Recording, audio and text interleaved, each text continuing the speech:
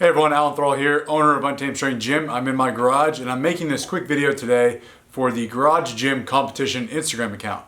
This video includes 3 tips for those of you preparing for your first powerlifting meet. Tip number 1, timing warm-ups before your first squat attempt. The toughest part about a powerlifting meet, in my opinion, is the period of time before your first squat attempt.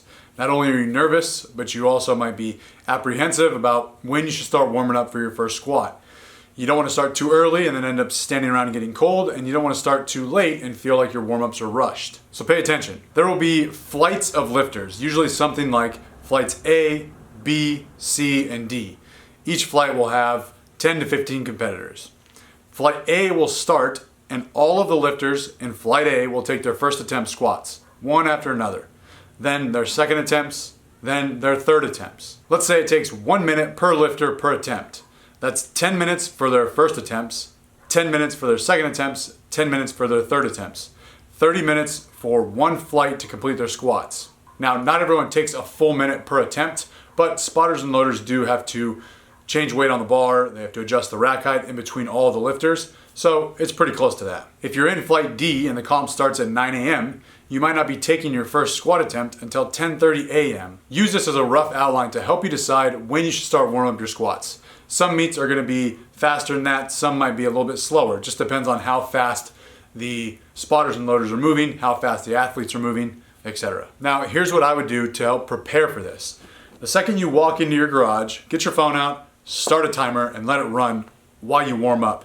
That includes all the warm up you do. If you like to ride an assault bike, if you stretch, if you do foam rolling, if you like to torture yourself with power tools, whatever it is, include that in your warm up, as well as all your sets with the empty bar, 95, 135, as you slowly warm up. And that's how long it takes you personally to warm up for your first squat attempt. So use that when you're deciding when you should start warming up based on your estimated flight start time. If you'd like to test yourself, something that I like to do is put a strict start time on when I'm going to take my first attempt in the gym, or when I'm going to take my single at RPE 8 or my top single for the day. So what I mean is I'll walk into the gym, it's 8 a.m. I'll say I'm going to take my first squat attempt or squat single at 8:45 a.m. and I'm just going to space out my warm-ups to try to meet that timeline.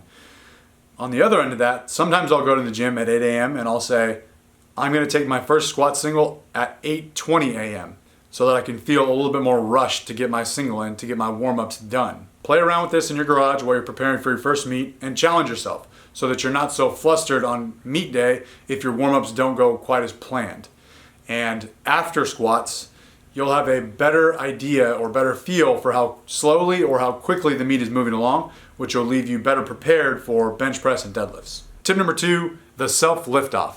If you are prepping for a powerlifting meet, you're going to have to take some heavy bench press singles beforehand. If you're lifting in your garage, you're probably alone with no one to give you a liftoff. To figure out where to position yourself on the bench for a self liftoff, I should first point out the correct starting position for the bench press.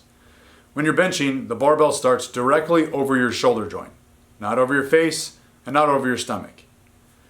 If the barbell starts directly over your shoulder joint, you should set up in a position where the barbell is only a couple inches away from your shoulder joints when it's sitting in the J-hooks. Point your arms straight up to the ceiling.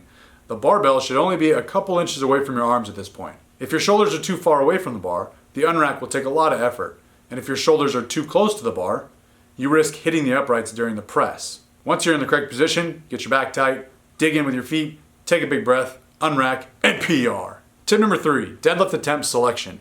A lot of first-time powerlifters set their deadlift attempts a bit too high. They'll lift 400 pounds in their garage. When they're fresh, when the mood is right, when they're feeling good, hype is high, their favorite song is playing, the stars are aligned. So they think, I'm going to set all-time PRs at my powerlifting meet. I'm going to deadlift 410 pounds. And they fail to realize that these deadlifts are going to be done at the end of a very long day. After 3 max squat attempts, after 3 max bench attempts. On my first powerlifting meet, I was there for over 12 hours, and all I had brought with me was a protein bar. I had no transportation, so I couldn't go and get food. I just had no idea how long the meet would be, and I didn't know that I would need that much food. Anyways, it's a long day.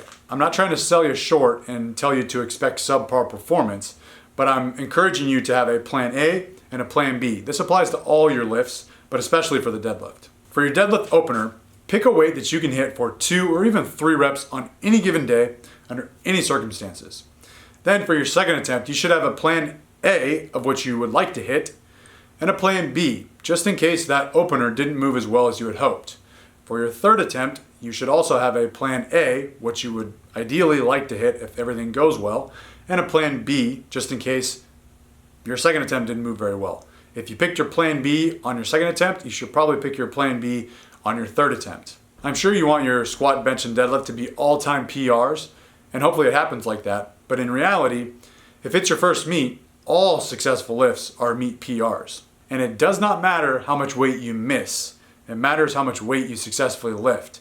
And honestly, you're probably going to feel a little bit better about yourself if you get 3 successful deadlift attempts and leave a tiny bit in the tank, rather than failing 2 or 3 of your lifts. That's it. Hopefully this is helpful. Good luck at your first powerlifting meet. If you're not following Garage Gym Competition Instagram account and you're interested, go check them out. Trend on time!